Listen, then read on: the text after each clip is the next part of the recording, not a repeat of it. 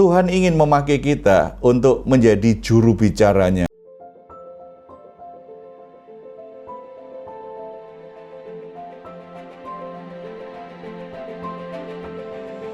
Salam semuanya.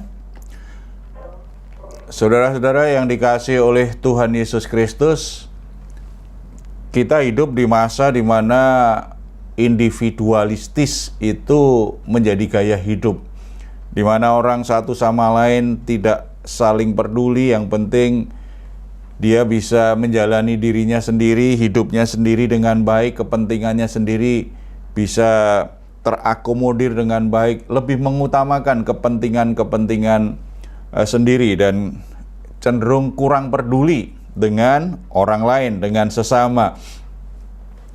Kalau toh melakukan kegiatan-kegiatan yang sepertinya bentuk kepedulian, itu kadang-kadang hanya sekedar sebuah acara, sebuah program, tidak sungguh-sungguh lahir dari hati yang memang sungguh-sungguh peduli dengan orang-orang yang membutuhkan pertolongan, peduli dengan orang-orang yang dia tolong. Kita akan melihat satu kebenaran firman Tuhan, bagaimana kepedulian kita sebagai orang percaya, sebagai orang Kristen itu bisa dipakai Tuhan secara luar biasa, sehingga orang-orang yang kita pedulikan itu hidupnya mengalami perubahan yang sangat besar. Bahkan ada mujizat yang Tuhan bisa nyatakan melalui bentuk kepedulian kita kepada seseorang. Kita akan membuka Matius pasal 9 ayat yang kedua. Matius pasal 9 ayat yang kedua. Maka dibawa oranglah kepadanya seorang lumpuh yang terbaring di tempat tidurnya. Ketika Yesus melihat iman mereka, berkatalah ia kepada orang lumpuh itu, "Percayalah, hai anakku, dosamu sudah diampuni." Dari satu ayat yang kita baca ini kita bisa mengerti dua hal penting. Yang pertama, kepedulian yang tumbuh di hati kita terhadap seseorang, terhadap orang lain, itu mestinya mengarahkannya kepada kerinduan kita supaya orang itu mengalami perjumpaan pribadi dengan Tuhan Yesus Kristus. Orang-orang itu membawa seorang lumpuh yang terbaring di tempat tidurnya. Berarti kalau bicara membawa seorang lumpuh, orangnya berarti memang membutuhkan pertolongan, dia tidak bisa jalan sendirian. Lalu membawanya gimana? Orang yang terbaring di tempat tidurnya, berarti yang menolong ini tidak hanya satu orang. Ada beberapa orang yang bekerja sama untuk membawa orang yang lumpuh ini, orang yang tidak berdaya ini. Tentu saja dibutuhkan kesungguhan, dibutuhkan empati yang besar untuk menolong orang yang tidak punya kemampuan untuk berjalan sendiri, apalagi untuk berjumpa dengan Tuhan Yesus. Mengingat pada waktu itu Tuhan Yesus berjalan keliling dari satu desa ke desa yang lainnya, dari satu kota ke kota yang lainnya, melayani begitu banyak orang. Tetapi ternyata ada seorang sahabat ada beberapa sahabat yang akhirnya peduli dengan orang yang lumpuh tadi dan berusaha membawanya supaya bertemu dengan Tuhan Yesus Kristus. Ini sebuah sifat, sebuah karakter yang seharusnya juga ada dalam kehidupan orang-orang percaya. Sebagai orang Kristen, Tuhan tempatkan kita di sebuah tempat, tempatkan kita ada di lingkungan orang-orang tertentu, dalam masyarakat tertentu, itu tidak kebetulan. Ketika Tuhan memimpin kita, akhirnya kita ada di tengah-tengah komunitas tertentu, atau di pekerjaan tertentu di mana ada orang-orang tertentu di sekitar kita, itu ada sebuah maksud Tuhan. Kenapa Tuhan izinkan seperti itu? Yaitu supaya kita memberikan kepedulian kita menyatakan kasih Tuhan kepada orang-orang tersebut. Kita berupaya supaya orang tersebut berjumpa dengan Tuhan Yesus Kristus. Saya ketemu banyak driver Grab. Ternyata mereka menikmati pekerjaannya bukan karena mereka punya penghasilan yang baik. Memang ada yang penghasilannya sangat baik, tetapi yang utama yang membuat mereka bersuka cita, senang bekerja sebagai driver Grab adalah karena mereka berjumpa dengan banyak orang, terutama yang mobil ya. Kalau mobil ada banyak kesempatan untuk ngobrol panjang begitu, dan ada sebagian driver itu memang akhirnya banyak bersaksi, memakai kesempatan itu untuk menceritakan kasih Tuhan kepada penumpangnya, untuk membagikan sukacitanya karena sudah ditolong Tuhan, karena sudah diberkati oleh Tuhan. Bahkan saya punya teman seorang driver Grab, dia bawa mobil begitu ya, Grab car. Ada waktu-waktu tertentu dia katanya justru diminta oleh penumpangnya untuk mendoakan penumpang tersebut, karena dalam masa di perjalanan itu begitu sharing-sharing, begitu dia kasih banyak semangat, membagikan kebenaran Tuhan, berbagi kehidupannya, bersaksi. Akhirnya penumpangnya sendiri berkata, "Bapak pendeta," dia hanya berkata, "Tidak, saya driver Grab. Ini memang pekerjaan saya, tetapi apa yang Bapak ceritakan itu sangat memberi saya semangat hidup. Apakah saya boleh didoakan?" Akhirnya driver Grab tadi mencari tempat yang aman untuk meminggirkan mobilnya, berhenti sebentar dan mendoakan penumpangnya. Ini sebuah bentuk kepedulian. Karena dia peduli, dia boleh menyatakan kasih Tuhan kepada penumpangnya. Ada banyak kesempatan di antara kita, karena kita semua pasti beraktivitas secara sosial. Kita punya sahabat, kita berkomunikasi dengan banyak orang. Hati yang dipenuhi dengan kepedulian terhadap orang-orang yang lemah, orang-orang yang letih, lesu, orang-orang yang membutuhkan pertolongan, orang-orang yang memerlukan kabar baik dari Tuhan Yesus Kristus, itu sungguh-sungguh membutuhkan komitmen hidup kita, karena Tuhan ingin memakai kita untuk menjadi juru bicaranya. Tuhan ingin memakai kita untuk menjadi alat menyatakan kasih-Nya. Tuhan ingin memakai kita untuk membuat seseorang itu akhirnya mengalami sukacita yang besar karena ada pengharapan, karena ada sesuatu yang masih bisa diharapkan dalam hidupnya di dalam Tuhan Yesus Kristus. Kalau kita hanya fokus dengan keadaan kita masing-masing, itu nggak pernah selesai. Karena kalau itu bicara tentang diri kita, tentang kebutuhan kita, tentang keadaan kita, itu tidak pernah selesai-selesai, karena memang hidup kita berjalan terus. Satu masalah selesai, nanti muncul masalah yang lain. Kesulitan satu selesai, bisa saja berikutnya ada kesulitan yang lain. Itulah hidup di dalam dunia ini. Kalau kita hanya fokus pada diri sendiri, akhirnya kita seperti orang dunia ini, yaitu hidup individualistis, egois, tidak peduli dengan orang lain. Justru tidak hanya kita akhirnya tidak menjadi alat Tuhan untuk membawa kasih Tuhan, kuasa Tuhan, bahkan mujizat Tuhan bagi kehidupan orang lain, sehingga hidup orang lain berubah. Tetapi kita sendiri justru semakin tertekan. Kita tertekan dengan keadaan kita. Bukankah firman Tuhan berkata, terlebih bahagia kalau kita memberi? Apa yang membuat kita bahagia itu kalau kita menyadari bahwa hidup kita ini ternyata berguna bagi orang lain, bermanfaat bagi orang lain. Hati kita akan berbahagia ketika melalui kata-kata kita yang sederhana, orang lain akhirnya menjadi gembira, kembali semangat hidupnya.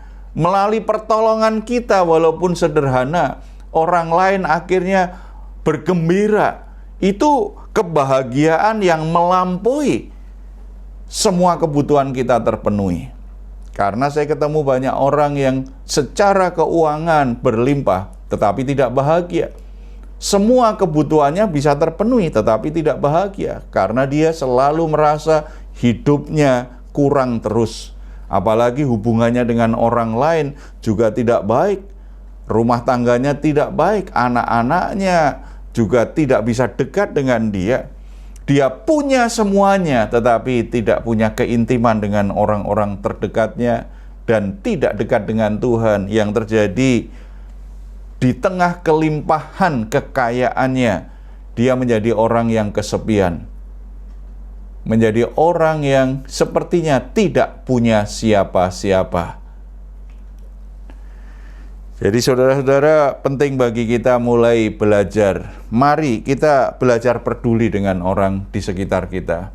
Mari kita belajar untuk berbagi cerita dengan orang-orang di sekitar kita, supaya orang itu bisa mendengar betapa Tuhan yang kita sembah adalah Tuhan yang sungguh-sungguh mengasihi, yang penuh kasih karunia. Mari kita mendorong seseorang yang ada di sekitar kita, membawa seseorang yang ada di sekitar kita, supaya mereka akhirnya bisa berjumpa dengan Tuhan Yesus Kristus secara pribadi. Yang kedua dikatakan di situ, ketika Yesus melihat iman mereka, berkatalah ia kepada orang lumpuh itu, "Percayalah, hai anakku, dosamu sudah diampuni." Nah, ketika orang lumpuh itu berjumpa dengan Tuhan Yesus, apa yang terjadi? Maka Tuhan melihat iman sahabat-sahabat itu. Ternyata Tuhan tidak melihat bagaimana mereka membawa orang yang lumpuh ini. Mereka pakai apa? Pakai kendaraan atau pakai tandu atau pakai gerobak atau pakai binatang. Bukan caranya yang dilihat, karena biasanya kan fasilitas yang dipakai itu sesuai dengan kemampuannya. Tetapi yang dilihat oleh Tuhan Yesus adalah iman mereka. Ketika Yesus melihat iman mereka, yang dilihat Tuhan itu bukan penampilan lahiriahnya, bukan fasilitas yang dipakai, bukan hal-hal yang bersifat alat semata. Sebenarnya itu hanya alat atau cara, tetapi apakah ada iman yang bisa dilihat oleh Tuhan Yesus? Ketika Yesus melihat iman mereka, maksudnya iman orang-orang yang membawa temannya yang lumpuh itu datang kepada Tuhan Yesus, Tuhan Yesus berkata, "Percayalah anakku, dosamu sudah diampuni." Nah, ini sepertinya kan agak aneh, karena orang-orang itu kan berharap ketika membawa temannya yang sakit, supaya temannya yang sakit ini bisa disembuhkan oleh Tuhan Yesus Kristus. Pasti harapannya seperti itu. Mengapa mereka berjerih lelah, mereka berusaha sedemikian rupa supaya temannya yang lumpuh ini bisa sampai kepada Tuhan Yesus. Harapan utamanya pasti supaya temannya ini bisa sembuh.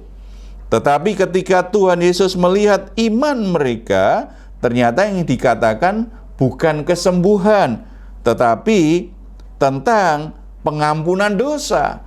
"Percayalah, hai anakku, dosamu sudah diampuni." Apa yang Tuhan kerjakan dalam hidup kita tidak selalu seperti yang kita harapkan. Karena biasanya yang kita harapkan hanya sebatas permasalahan yang terkait dengan apa yang membuat kita tidak nyaman dalam hidup ini. Kalau kita tidak nyaman, makanya kita bisa tertekan, itu jadi pergumulan hidup kita, dan kita berdoa kepada Tuhan, kita ingin supaya hal-hal yang membuat kita tidak nyaman ini kalau bisa disingkirkan Tuhan. Tuhan menolong supaya hidup kita jadi lebih nyaman lagi.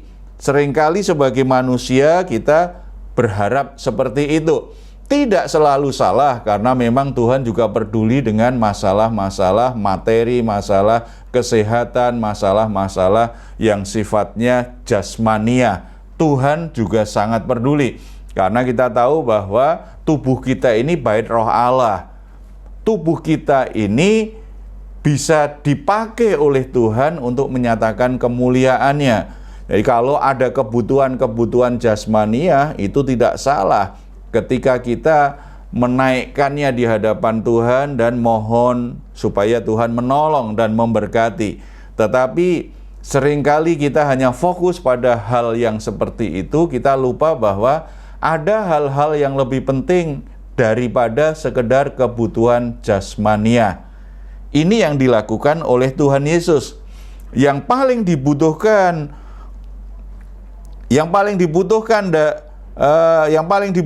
oleh orang yang lumpuh itu, yang mereka bawa kepada Tuhan Yesus, itu bukan mujizat kesembuhannya yang utama, tetapi tentang hubungannya dengan Tuhan. Karena yang memisahkan manusia dengan Tuhan adalah dosa-dosa dan pelanggarannya. Dosa inilah yang membuat hidup manusia menjadi rusak. Dosalah yang membuat hidup manusia akhirnya berantakan tanpa masa depan. Tuhan ingin memberi sebuah dasar kehidupan bagi orang lumpuh tadi, bahwa dosanya sudah diampuni. Kalau dosanya sudah diampuni, berarti orang lumpuh tadi hubungannya dengan Tuhan dipulihkan. Kalau hubungannya dengan Tuhan dipulihkan, di situ ada anugerah yang dia butuhkan untuk seluruh kehidupannya. Karena dalam anugerah Tuhan, semua hal baik yang dibutuhkan manusia itu tersedia. Semua hal yang menjadi pergumulan hidup manusia ada jawabannya. Karena dalam anugerah Tuhan itu, Tuhan akan melakukan segala perkara melampaui apa yang kita butuhkan. Pengampunan dosa lebih dahulu yang ternyata diberikan oleh Tuhan Yesus. Kita kadang-kadang kan kalau menolong orang begitu kan, kita ingin orangnya jadi senang. Karena misalnya dia butuh duit, kita ingin dia senang karena kebutuhan keuangannya terpenuhi. Orang yang sakit, kita doakan, kita berharap dia sembuh. Sebenarnya nggak salah, tetapi ingat, Tuhan bekerja tidak sesuai dengan pikiran kita yang hanya fokus pada masalah-masalah jasmaniah semata. Hubungan dengan Tuhan itu lebih penting.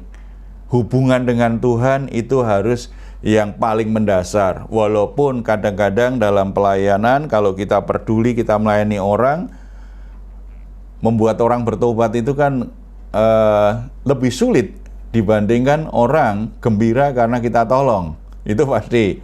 Ya, tetapi ingat, semua bentuk kepedulian kita, semua pelayanan kita, semua perbuatan baik kita kepada seseorang, arah hati kita, kerinduan kita yang utama adalah biarlah akhirnya dia bisa mengalami perjumpaan pribadi dengan Tuhan Yesus, memiliki hubungan pribadi dengan Tuhan Yesus. Apalagi kalau dia belum percaya Tuhan Yesus, dia akhirnya boleh percaya, beriman kepada Tuhan Yesus sebagai Tuhan dan Juru Selamat, dan mengalami kelahiran kembali oleh Roh Kudus. Itu yang harus jadi kerinduan kita semua. Kalau orangnya sudah kenal Tuhan Yesus, kita rindu masalah-masalahnya diselesaikan, tetapi yang paling utama ini jangan sampai tidak dialami oleh orang-orang yang kita layani. Kalau kita baca ayat 3 dan selanjutnya, ternyata ada orang-orang yang menganggap apa yang dilakukan Yesus itu menghujat Allah. Tetapi Tuhan mengerti apa yang mereka pikirkan. Di ayat 4, mengapa kamu memikirkan hal-hal yang jahat di dalam hatimu? Karena di ayat 3 kan katakan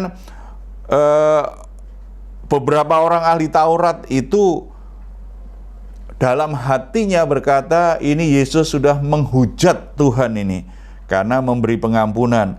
Yesus tahu apa yang ada di hati orang itu. Makanya ini juga sesuatu yang sangat indah sekali. Kita bisa berbuat baik, kita peduli, kita melayani, kita mengasihi seseorang. Apa yang kita lakukan, Tuhan melihat hati kita, bukan perbuatan kita semata. Tuhan akan melihat apa yang mendorong kita berbuat sesuatu yang baik. Apa yang mendorong hati kita sehingga kita melayani. Apa yang mendorong hati kita sehingga kita berusaha untuk membawa seseorang datang kepada Tuhan Yesus Kristus. Ayat 5, manakah lebih mudah mengatakan dosamu sudah diampuni atau mengatakan bangunlah dan berjalanlah?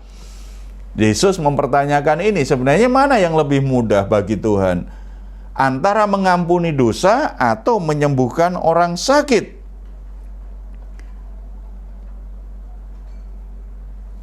Yang lebih mudah tentu saja menyembuhkan orang sakit. Sebab kalau untuk menyembuhkan orang sakit, mujizat-mujizat yang dilakukan oleh Tuhan Yesus dalam pelayanannya, itu dia lakukan sebelum Yesus akhirnya menanggung penderitaan menuju kayu salib dan mati di atas kayu salib. Dia bisa lakukan itu tanpa kematiannya, tanpa harus mengorbankan dirinya. Tetapi untuk menebus dosa manusia, untuk mengampuni dosa-dosa manusia, Yesus harus menyerahkan nyawanya, menggantikan posisi manusia yang seharusnya dimurkai Allah, supaya manusia beroleh anugerah pengampunan dari Allah Bapa yang Maha Kudus. Dengan kata lain, berarti mengampuni dosa itu lebih sulit daripada menyembuhkan orang sakit. Jadi kalau memaafkan itu kan lebih sulit. Kita saja sebagai manusia memaafkan orang itu kan lebih sulit daripada kita menolong orang. Walaupun ada seseorang itu sangat pelit sekali, tetapi tetap aja sekali-kali dia menolong orang. Dia masih mau membantu orang. Tetapi kalau mengampuni seseorang yang sudah menyakiti hati kita, yang sudah menghancurkan hidup kita, yang sudah melakukan sesuatu yang menghina kita, mengampuni lebih sulit. Kita semua pasti mengampuni lebih sulit daripada berbuat baik. Makanya salah kalau orang berkata, mempermasalahkan apa yang dilakukan Yesus, mengampuni dosa orang itu dulu, tidak memperhatikan kebutuhannya untuk sembuh dulu. Itu sebuah sikap yang salah. Setelah itu ayat 6 dikatakan, tetapi supaya kamu tahu bahwa di dunia ini anak manusia berkuasa mengampuni dosa, lalu berkatalah ia kepada orang lumpuh itu, bangunlah, angkatlah tempat tidurmu dan pulanglah ke rumahmu. Tuhan akhirnya memberi berkat yang lengkap kepada orang yang lumpuh tadi, karena ada teman-teman yang peduli, ada teman-teman yang mengasihi dia. Mujizat dialami oleh orang lumpuh itu. Mujizat pertama, dosanya diampuni, membuat dia akhirnya menjadi pribadi yang sangat dekat dengan Tuhan. Hubungannya dengan Tuhan pulih. Mujizat itu terjadi. Tetapi secara jasmani dia juga mengalami mujizat ketika Tuhan Yesus berkata, bangunlah, angkatlah tempat tidurmu dan pulanglah ke rumahmu. Orang itu lalu bangun dan pulang. Itu berarti ada mujizat terjadi melalui apa yang Tuhan katakan. Sebuah berkat yang lengkap, sebuah mujizat yang tidak hanya bicara tentang hal-hal yang lahiriah, hal-hal yang jasmania, tetapi juga mujizat perubahan hidup karena hatinya, hubungannya dengan Tuhan itu menjadi pulih. Ingat, untuk membuat orang diampuni dosanya, hubungannya dengan Tuhan menjadi pulih, Yesus harus menyerahkan nyawanya, mati di atas kayu salib. Tetapi untuk menyembuhkan orang yang sakit, melakukan banyak mujizat dalam hidup seseorang, Tuhan berkata, bangun, angkatlah tempat tidurmu, pulanglah ke rumahmu. Orang itu langsung mengalami mujizat kesembuhan. Tetapi untuk mengampuni dosa kita, Yesus harus mati di atas kayu salib. Berarti hubungan kita dengan Tuhan itu lebih penting daripada semua berkat, daripada semua mujizat yang kita harapkan, dari semua pemenuhan atau pemeliharaan Tuhan untuk mencukupi kebutuhan kita. Bahkan melampaui kesembuhan yang kita butuhkan. Hubungan dengan Tuhan pulih. Tetapi yang kita rindukan pasti kita ingin mengalami seperti orang lumpuh tadi, secara rohani pulih, tetapi secara jasmani juga pulih. Itu juga tidak salah, tetapi itu kehendak Tuhan, kedaulatan Tuhan. Fokuskan pada hal yang terpenting dulu dalam hidup ini, supaya kita ini bisa kuat melewati semua pergumulan hidup kita, supaya kita tetap berpengharapan, supaya kita tidak pernah menyerah, karena kita sudah mendapatkan bagian terbaik. Kalau yang bagian terbaik sudah kita dapatkan, yaitu kita berdamai dengan Allah yang Maha Kudus, bagian yang lain Tuhan pasti akan peduli dan menolong kita. Bagian yang paling sulit saja sudah diberikan, apalagi bagian yang lebih mudah, Tuhan pasti akan mau memberikannya kepada kita. Kalau belum, pasti ada beberapa kemungkinan. Mungkin kita memang belum bisa dipercaya Tuhan untuk mengelolanya, atau mungkin karena proses waktunya belum sampai sehingga kita belum bisa menerima apa yang kita harapkan, atau alasan-alasan yang lain. Tetapi ada sebuah kepastian. Kalau yang paling sulit itu sudah diberikan kepada kita, apalagi yang lebih mudah pasti Tuhan akan berikan. Itu tidak akan memadamkan pengharapan kita kepada Dia. Kita akan terus yakin berjalan lebih lanjut. Dan ayat 8 menarik sekali nih. Maka orang banyak yang melihat hal itu takut, lalu memuliakan Allah yang telah memberikan kuasa sedemikian itu kepada manusia. Pengalaman-pengalaman mujizat atau kuasa Tuhan, kasih Tuhan yang bekerja melalui hidup kita, menyentuh kehidupan orang lain, itu akan mendatangkan kemuliaan bagi nama Tuhan. Saya dorong kita semua, siapapun kita, keberadaan kita seperti apa, miliki hati yang peduli. Berusaha membawa orang kepada Tuhan Yesus supaya mereka mengalami anugerah terbesar. Dosanya diampuni, hubungannya dengan Tuhan dipulihkan. Dan yang kedua, imani, harapkan Tuhan bisa memenuhi kebutuhan orang yang kita pedulikan, orang yang kita kasihi. Beriman bahwa kuasa Tuhan tak terbatas untuk bisa merubah hidup orang, untuk bisa menolong orang yang sedang dalam masalah. Sebesar apapun Tuhan mampu lakukan, karena yang paling gak mungkin saja sudah Tuhan berikan kepada kita, yaitu kematiannya. Pengampunan dosa lewat kematiannya. Itu akan mendatangkan kemuliaan bagi Tuhan.